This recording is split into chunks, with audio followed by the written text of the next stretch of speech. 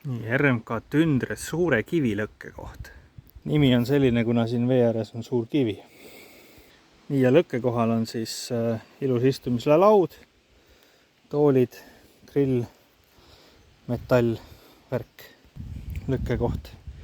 Ja keerata siin on välikäima, puude alus, puudeauk ja infotahvel. Tündre suure kivilõkke koht. Asub see siis siin Läti ääres päris. Nii, küttepuid on täna siin küll, vaja ainult lõhkuda. Ja vaatan ka välikäimlasse. Nii, mis siin on siis? Paber olemas, kõik ilus. Auks käib maru raskelt. Ja siin on jälle ornamente tehtud, kaunistusi. Väga kihvt. Ilusam.